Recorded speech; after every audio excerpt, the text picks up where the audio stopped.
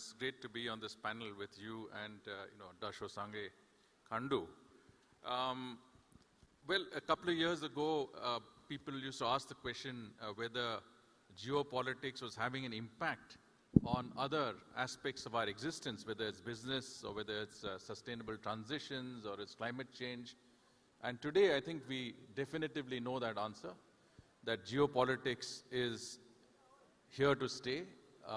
By that, I mean that geopolitical developments and disruptions are going to be a part of our existence, whether we like it or not. And that, I think, is something that the world has to prepare itself for. The previous speaker, the former Prime Minister of Sweden, spoke about, the fact that we were going through a certain level of disruption, but that, he believed in the rule of law and countries working together to preserve an established order. But I think we have to prepare for a reality in which the rules-based international order is today very much under threat.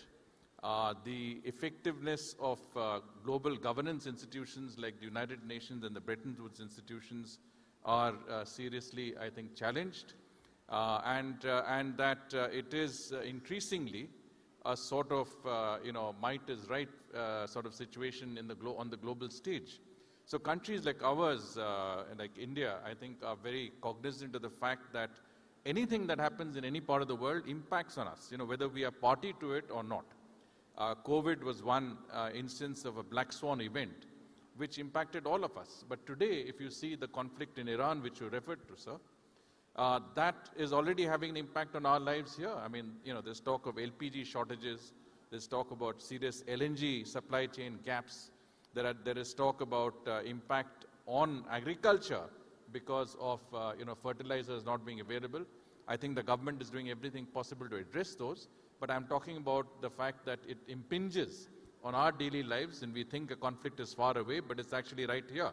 So we are concerned, and I think this is going to impact on transitions in terms of sustainable energy. In India, we are moving very quickly towards a green economy.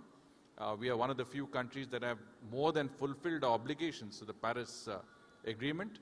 But it is having an impact on a global basis, and I think I can speak on it further, but just to answer your question very briefly.